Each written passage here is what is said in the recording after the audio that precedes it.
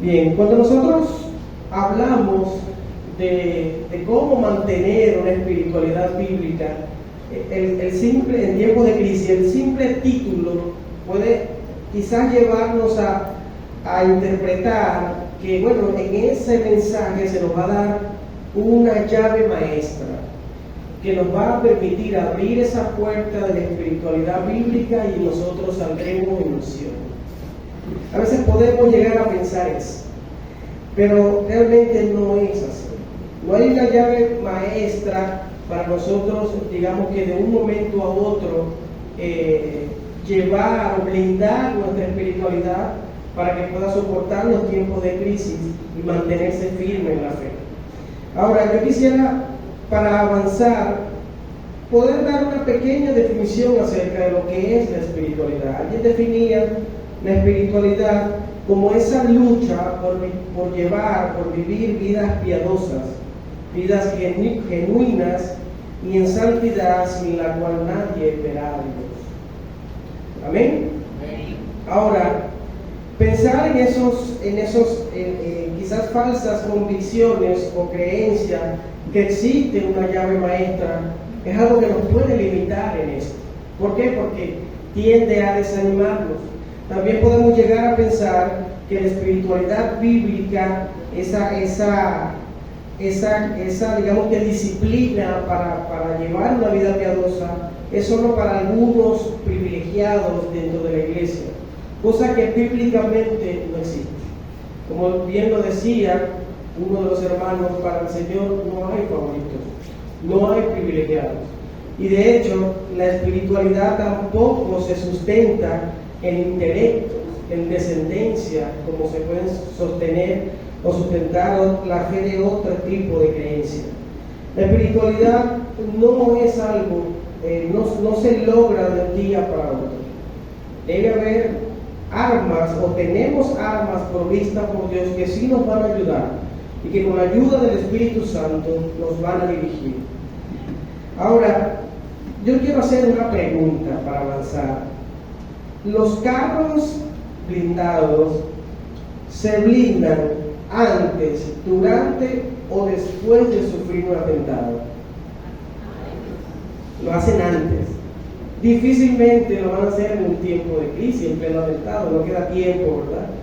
Bueno, cuando nosotros hablamos de la espiritualidad bíblica, de cómo mantener una espiritualidad bíblica aún en los tiempos de crisis, para poder contar con esa fe, con esa templanza, con el fruto del Espíritu Santo gobernando nuestros sentidos, nuestras acciones, nosotros debemos trabajar antes.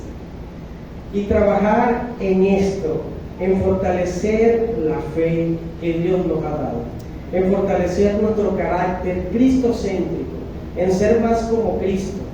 Y hay cuatro bases que hoy vamos a mirar, que ya quizás nosotros las hemos escuchado muchas veces, pero realmente, aunque parecen simples, son relevantes. ¿Y cómo yo puedo blindar mi espiritualidad de tal manera que soporte la tentación, de tal manera que soporte la crisis, de tal manera que soporte las diversas pruebas que yo voy a tener en mi vida? La primera, la más popular, pero quizás la menos aplicada: una ida constante y repetitiva a la palabra de Dios. Yo quisiera invitarnos a buscar en su Biblia el Salmo 119, versículo 35 al 32, por razones de tiempo yo se las voy a ir leyendo. Y dice de esta manera, dice el salmista: abatida hasta el polvo está mi alma, vivifícame según tu palabra, te he manifestado mis caminos y me has respondido. Enséñame tus estatutos y hazme entender el camino de tus mandamientos, porque medité en tus maravillas.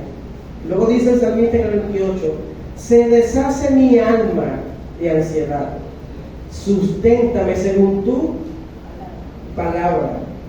Aparta de mí el camino de la mentira y en tu misericordia concédeme tu ley. Escogí el camino de la verdad, he puesto tus juicios delante de mí, me he apegado a tus testimonios, oh Señor, no me avergüences. Por el camino, finaliza, de tus mandamientos correré cuando ensanches mi corazón. Para aquel que está en Cristo, una vida en crisis, se entiende que cuando nosotros pasemos la crisis o afrontemos la crisis, la primera arma que tenemos va a ser la palabra de Dios.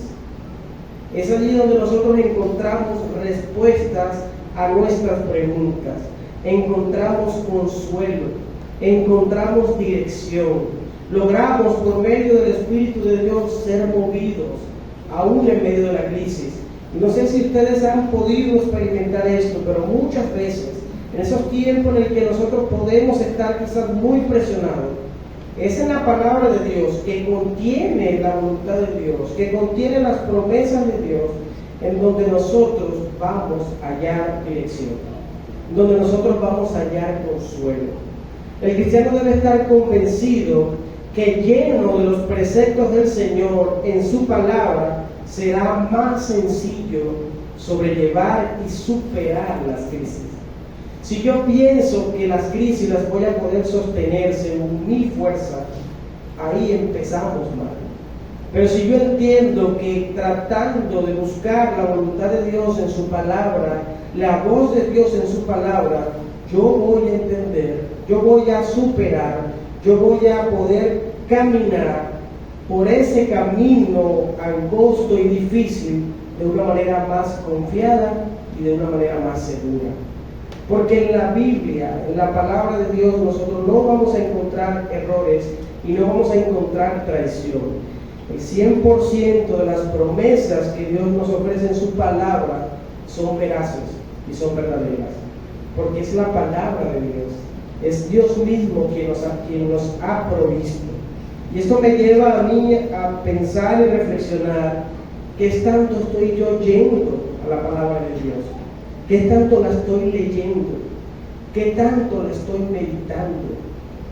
Y por supuesto, ¿cómo yo estoy o qué tanto estoy yo aplicando la palabra de Dios en mi vida?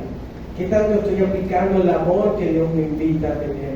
¿Qué tanto estoy aplicando el carácter que refleja la palabra acerca de un cristiano? ¿Cómo yo estoy viviendo eso? Y quiero, para seguir adelante, concluir esta parte de la palabra de Dios citando el mismo Salmo 119, versículos 49 y 50, donde dice el salmista, el salmista orando al Señor dice, acuérdate de la palabra dada a tu siervo, en la cual me has hecho esperar. Y luego en el 50 dice algo hermoso, pues resalta, ella es mi consuelo en mi aflicción, porque tu dicho, vea lo que dice, porque tu dicho me ha vivificado. Y nosotros tenemos que tomar en cuenta que en este verso, de esta estrofa, de este gran poema, el salmista está orando al Señor. Y está declarando el poder de su palabra.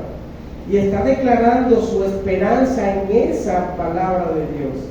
Y está resaltando cómo los preceptos del Señor le han provisto de ese refrigerio que en determinadas crisis nosotros vamos a necesitar.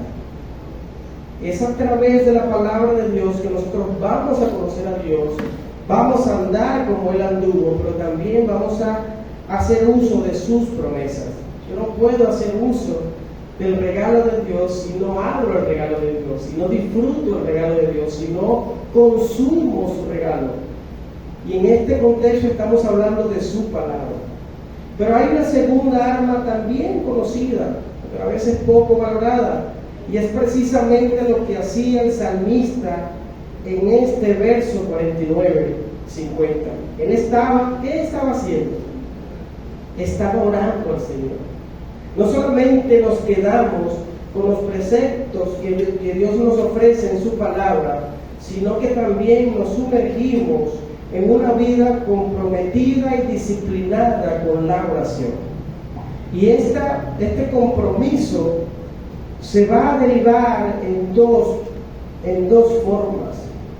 Un compromiso disciplinado de oración individual y personal, y un compromiso disciplinado de oración de manera colectiva. Mis hermanos, el único perfecto consuelo que siempre vamos a necesitar es aquel que es provisto por Dios. Cuando nosotros estemos en crisis, entendemos que tenemos seres queridos que nos van a ayudar, que nos pueden dar una palabra de aliento. Pero la paz sobrenatural que sobrepasa todo entendimiento, el perfecto consuelo, el avivamiento que viene del Espíritu Santo y la paciencia que es fruto del mismo Espíritu Santo, solamente la vamos a encontrar en el Señor. Cuando nosotros estamos en crisis, el único que tiene total conocimiento de lo que nosotros estamos pasando es el Señor. El único que va a entender a cabalidad lo que nosotros estamos pasando es el Señor. Y no estoy diciendo que nosotros debemos evitar compartir quizás una crisis con un hermano, eso lo miraremos más adelante, no. Pero los primeros brazos que van a buscar los niños pequeños cuando estén en crisis va a ser el de su padre. No van a buscar otro lugar. Y de esa misma forma nosotros debemos buscar primeramente en nuestra vida, para todo, buscar el consejo, el avivamiento, la llenura de Dios a través de la oración, a través de nuestra intimidad con Él, no en nuestras fuerzas, no en nuestros recursos, no en nuestras habilidades, no en nuestros conocidos, no en nuestra familia, primeramente en Dios, primeramente en Dios. La palabra dice, busca primeramente a Dios, enfócate totalmente en Dios. Solamente Dios brinda paz, una paz sobrenatural, una paz que consuela, una paz que a pesar de que el mundo pueda hacerte mirar que todo está en caos, el Señor te va a tener en paz. Y eso me lleva a pensar en incluso el joven José. ¿Cómo es que este joven, estando preso, pudo mantener su fe? Porque el Señor le ayudó. Me hace pensar también en Daniel, como un joven, estamos hablando de adolescentes, que fueron esclavizados básicamente, decidieron en su corazón obedecer al Señor, y cómo el Señor les guardó, y cómo el Señor les honró. Es algo que nos lleva a reflexionar. Nosotros miramos cómo, es tan importante la oración, mis hermanos, que cuando a Daniel le dijeron, Daniel, se prohíbe orar a alguien distinto al emperador, distinto al rey, se prohíbe. Si entonces lo haces, serás condenado a estar en el foso de los leones. ¿Qué fue lo primero que hizo Daniel? Daniel capítulo 6, versículo 10. ¿Qué fue lo primero que hizo? Yo se los leo. Dice, cuando Daniel supo que el edicto había sido firmado, entró en su casa y abiertas las ventanas de su cámara que daban hacia Jerusalén, se arrodillaba una vez, 3 veces al día, y oraba y daba gracias delante de su Dios como lo solía hacer antes. Cuando intentamos mirar un ejemplo de oración, en primer lugar vamos a mirar al Señor Jesús. Como siempre el Señor Jesús de madrugada oraba, como el Señor Jesús mostró una disciplina de oración incluso en Getsemaní, que es el mejor ejemplo que podemos tener. Pero cuando nosotros hablamos de un personaje del Viejo Testamento, es difícil dejar de pensar en Daniel, en cómo él defendió con celo su tiempo de oración. Y no importaba lo que pueda pasar, yo voy a orar. Y esa es precisamente la relevancia y la importancia que nosotros, los hijos de Dios, debemos darle a la oración. Es algo que no podemos negociar, es algo que no podemos desplazar. Y que, hermanos, su vida, la vida de Daniel fue puesta en riesgo.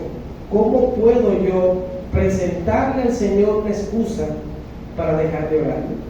Cuando nunca en mi vida he estado en riesgo por orar al Señor. pero la de él sí estuvo y lo hizo 3 veces en el día. Y supongo que no eran 2 o 3 minutos, eran tiempos de oración. Pero nosotros también miramos que no mostramos el compromiso solamente en lo individual, sino también en lo colectivo. Y preste atención a esto, mi hermano. Un estilo de vida comprometido con la oración en lo personal se reflejará en mi compromiso con la oración en lo colectivo. Si yo no oro íntimamente con el Señor en lo personal, difícilmente lo voy a hacer en lo colectivo. Difícilmente me va a importar hacerlo con la iglesia, si ni siquiera lo hago yo en mi casa. Difícilmente me va a importar hacerlo con la iglesia. Y es algo que yo queremos resaltar en este momento. Hechos versículo 1, 14, Hechos 12, 12, Romanos 15, 30, 32. Nosotros vamos a mirar cómo la iglesia en aquellos tiempos priorizaba la oración en comunidad, como iglesia. Versículo 1, 14 dice: todos perseveraban unánimes en oración. Hechos 1, 14, en oración y ruego con las mujeres y con María, la madre de Jesús. Hechos 12, 12 dice: y habiendo considerado esto, llegó a casa de María, la madre de Juan, el que tenía por sobrenombre Marcos, donde muchos estaban reunidos orando. En Romanos 15, 30, 32 vamos a mirar un Pablo pidiendo a los hermanos en Roma que le ayudaran como iglesia orando por él. Lo mismo vamos a mirar en 2 Corintios 1:11, en Efesios 6, 18, 20, en Colosenses capítulo 4, versículos 3 y 4, en Tesalonicenses, y así vamos a ver en todo el Nuevo Testamento lo necesario y lo importante que es que como iglesia nos reunamos, nos pongamos de acuerdo y oremos. Oremos por las crisis que podamos tener de manera personal, oremos por la iglesia, oremos por nuestra comunidad, oremos por esos nuevos creyentes, oremos por la evangelización, oremos por la obra. Como iglesia somos llamados a orar juntos, unidos y en familia. La unidad de la iglesia también se refleja en la oración. Y como bien lo ha repetido muchas veces nuestro amado pastor, la salud espiritual de una iglesia se mide en sus servicios de oración. En sus tiempos de oración nosotros vamos a mirar cómo se encuentra la iglesia espiritualmente. Debemos llenar los cultos de oración.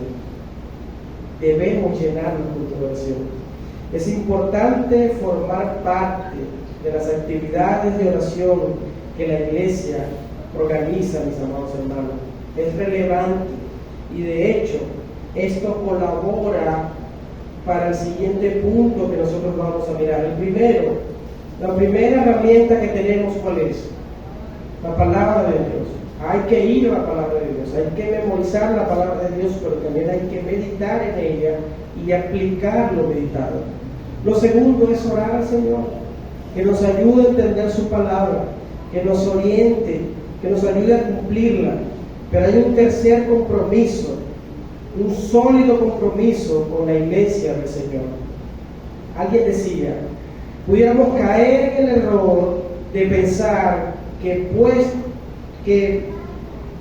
parte de mi crecimiento espiritual sucede en lo individual, y puesto a que esto sucede de esa manera, yo lo necesito de otros para crecer. Ese pensamiento ha llevado a algunos creyentes, quizás con buenas intenciones, a hacer menos el mandato de reunirse y de congregarse, que nosotros encontramos en Hebreos capítulo 10, versículo 25. Frases como: no necesito asistir a una congregación, yo tengo una relación personal con Cristo. Y estos días, ayer precisamente, escuchaba a una persona decir: las personas tienen que analizar el texto bíblico, sus contextos, hacer exégesis. Al principio me convenció, hasta que dijo que en el contexto de Hebreo fue dicho en una comunidad que no leía, y que la única forma de tener acceso a la palabra de Dios es a través de la exposición de los apóstoles, pero que como ahora nosotros tenemos la Biblia, no necesitamos congregarnos. Y si yo no estoy lleno de la palabra de Dios, si yo no estoy llevando una vida comprometida en la iglesia, en el cuerpo del Señor, hermano, yo puedo llegar a creerme eso y pensar que mi crecimiento espiritual depende solamente de mí, que no necesito de otro. Nosotros vamos a mirar en la palabra de Dios en que en todas partes describen a la iglesia y lo hacen con cosas compuestas de distintos elementos. Por ejemplo, Pedro llama a la iglesia un edificio, ¿cierto? ¿Sí o no?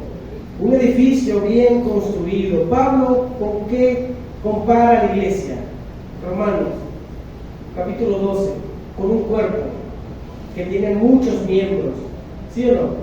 Pero el mejor ejemplo nosotros lo vamos a mirar en Juan 15:5, donde el Señor Jesús dice: yo soy la vid y ustedes son los pámpanos. El que permanece en mí y yo en él, este lleva fruto, porque separado de mí nada podemos hacer. Y yo puedo llegar a preguntarme: ¿y qué tiene eso que ver con la iglesia del Señor? Mis hermanos, la iglesia es la esposa de Cristo, de manera figurada decirlo. Es la esposa de Cristo, es el cuerpo de Cristo. Si yo me separo del cuerpo de Cristo, me estoy separando de Cristo mismo. Si yo asumo que amo a Cristo, pero no amo a su iglesia, hipócrita soy. ¿Cómo puedo amar a Cristo sin amar a su iglesia? ¿Cómo puedo amar a alguien de aquí para arriba y no de aquí para abajo? Figurativamente hablando. ¿Cómo yo puedo amar a Cristo, que es la cabeza, pero no puedo amar a su iglesia, que es su cuerpo? Y nosotros miramos la base de ese argumento en lo que ahorita vimos en estas preguntas. En esto conocerán que ustedes son mis discípulos, en que se amen los unos a los otros. Entonces, mis amados hermanos, ¿cómo puedo ser parte de una iglesia sin ser parte de lo que ella hace? ¿Cómo yo puedo decir que soy miembro del Centro Cristiano Roca de la Eternidad y no me congrego y no tengo parte en sus actividades o en sus proyectos de evangelización y de discipulado? Ser iglesia no es conformarnos con un nombre, mis hermanos. Ser iglesia es ser parte del cuerpo de Cristo y cumplir con la función que en el cuerpo tenemos. Amados hermanos, es importante entender que alejarnos de la iglesia, al final nos va a alejar de Jesús. Y nosotros podemos pensar quizás en algunos casos que conocemos o otros que nos han contado, y miramos que todos aquellos que reniegan de la iglesia de Cristo, al final terminan alejándose de Cristo. Y esta es una idea, un falso argumento que los enemigos de la cruz suelen insertar. No es importante la iglesia, lo importante es Cristo. No es importante que te congregues, tú lo puedes hacer desde tu casa, tú puedes descargar una prédica por internet. Y así vamos a recomendar al cristiano que se aleje de la iglesia, porque sabemos que es la fórmula más efectiva para que éste se aleje de Cristo. Dios nos demanda, si queremos mantener una espiritualidad sólida y soportar la crisis con fe, con santidad y con templanza, debemos tener una vida activa en la congregación, practicar el amor, pero no solamente el amor en la oración, que es importante y es el inicio, sino también en el servicio, también reflejando nuestros roles hacia los demás. Cuando nosotros llegamos a la cruz, entendemos que ya nosotros no valemos para nosotros mismos, no servimos para nosotros mismos. Eso también lo miramos hace un momento, que cuando llegamos a la iglesia nosotros somos y servimos para los demás. Y es prioridad la necesidad de mis hermanos, incluso más que mi propia necesidad. El Señor tenga misericordia de todas esas personas que se alejan de la iglesia pensando que ese es el camino para conocer más a Cristo. No hay crecimiento sin la iglesia del Señor. El trabajo del Evangelio, el Señor lo refleja a través de su iglesia. Nosotros lo miramos hace un momento. El Señor dijo: sobre esta roca edificaré mi iglesia, y aún las puertas del Hades prevalecerán en su contra. Es importante que nos sometamos, nos sumerjamos en la palabra de Dios, que nos sumerjamos en tiempos constantes y permanentes de oración, pero también que tengamos una vida activa y comprometida con la iglesia de Cristo. Amén. Pero hay un cuarto y último mandamiento, y con esto, mis hermanos, ya vamos a terminar, la última herramienta. Y esto me hace acordar las normas de la asociación en donde servimos, y es cumplir y hacer cumplir las ordenanzas dejadas por nuestro Señor Jesucristo. ¿Cuáles fueron esas ordenanzas? En primer lugar, el bautismo. Mis hermanos, el bautismo es mi identificación pública que Cristo es mi Señor. Que ya ahora yo no soy de mí, como dice su palabra, sino que ahora soy de Cristo. Alguien escribía: el cristiano obedece al bautizarse porque el bautismo es una señal y sello de lo que Dios ha hecho en su vida, en la vida de una persona regenerada. Es un símbolo poderoso, una señal externa de lo que ha sucedido internamente. El bautismo es una declaración pública de nuestra muerte al mundo y de nuestro nuevo nacimiento en Cristo Jesús. Y nuestra actitud para aquellos que han aceptado a Cristo como Señor y Salvador y aún no se han bautizado, nuestra actitud debe ser como la de ese etíope en Hechos capítulo 8 versículo 36 y 37, habiendo oído ya toda la explicación que Felipe le había hecho, y como dice el versículo 36, yendo por el camino, llegó y dijo el grupo: he aquí agua, ¿qué impide que yo sea bautizado? Felipe le pregunta: ¿crees de todo corazón? Si crees de todo corazón, mejor dicho, bien puedes. Y él respondiendo dijo: creo que Jesucristo es el Hijo de Dios. Creo que Jesucristo es el Hijo de Dios. En ese momento, Felipe pues bautizó. El bautismo es un acto de obediencia y de declaración pública que hemos muerto al mundo y que ahora somos de Cristo. Por tanto, es algo que debemos cumplir, pero también hacer cumplir. Todos aquellos que confiesen a Cristo como Señor y Salvador deben ser bautizados. Pero también hay una segunda ordenanza, no menos importante: la cena del Señor. Por la palabra de Dios nosotros entendemos que la cena del Señor nos recuerda su obra expiatoria. Y no solo eso, sino que también participamos de su sangre y de su cuerpo. Por supuesto, esto es espiritual. Es por eso, mis hermanos, que nosotros miramos en esta congregación que siempre que vamos a tomar la cena del Señor, lo hacemos con reverencia, porque recordamos su pacto a través de su cuerpo y a través de su sangre, y lo hacemos con mucha seriedad y reverencia, al punto que siempre llevamos a los hermanos a reflexionar en su comunión con el Señor. La cena del Señor es de los actos más importantes que hace la iglesia. Y es por eso que nosotros debemos mirar esto con seriedad, con mucha reverencia y con mucho compromiso. Es importante que seamos parte de la cena del Señor. Nosotros vamos a mirar en varias partes también del libro de los Hechos cómo los apóstoles siempre estaban haciendo práctica de esto, compartiendo del pan. Aquellos, mis hermanos, aquellos que quieran tomar la cena del Señor deben ser personas bautizadas, en primer lugar, pero también deben estar en comunión con el Señor, llevando una vida o luchando por llevar una vida de integridad. Y quiero concluir con esto, mis hermanos. A veces pensamos que el camino a una espiritualidad intensa va a estar llena de herramientas desconocidas y superpoderosas. Pero la palabra de Dios Es lo que la Biblia, la misma palabra, Pablo la llama como la espada.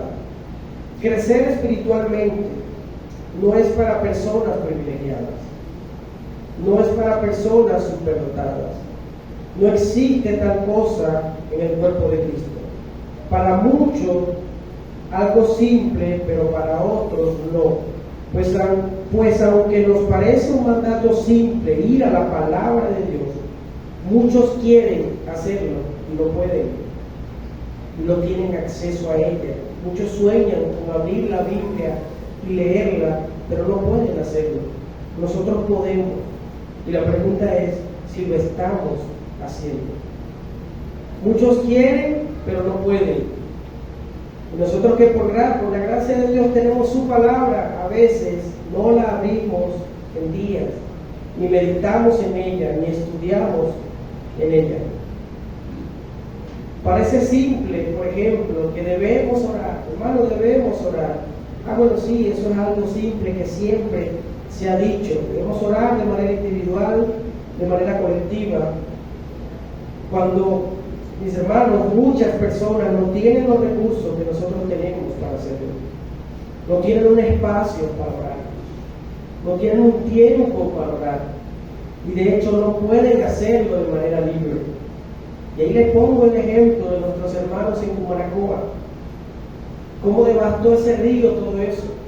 Quizás algunas congregaciones allí ya no tienen sus locales. Y nosotros tenemos un local que siempre estamos trabajando en adecuarlo y ponerlo cómodo. Y a veces, hermano, pudiera parecer que nos cansa hacerlo, cuando realmente el refrigerio que viene de Dios también se encuentra en cuando su iglesia se reúne. Y Dios nos ha provisto de este lugar para nosotros hacerlo. Ustedes saben cuántos hermanos en el mundo desean tener un espacio para congregarse los domingos. ¿Cuántos desean formar parte de una iglesia para hacer práctica de la misión de ir y hacer discípulos? ¿Cuántos desean poder congregarse y compartir de la forma en como nosotros lo hacemos? Se ve simple decir debemos ir a la palabra de Dios, pero es un tesoro muy valioso y que solamente nosotros somos culpables en muchas ocasiones de quitarle el valor. Si queremos blindar nuestra espiritualidad ante la crisis, debemos hacer uso de los tesoros que el Señor nos ha dado. Y tenemos su palabra, y tenemos la oración, y nos tenemos los unos a los otros. Amén. Y es la voluntad de Dios, mis hermanos, que estemos en este lugar viviendo, daba gracias al Señor mientras oraba por estar en este lugar. Y aunque ya tarde, damos gloria a Dios porque tenemos la dicha de estar aquí. Así que yo les voy a invitar a que puedan ponerse de pie. Vamos a orar al Señor para que el Señor nos dirija y nos ayude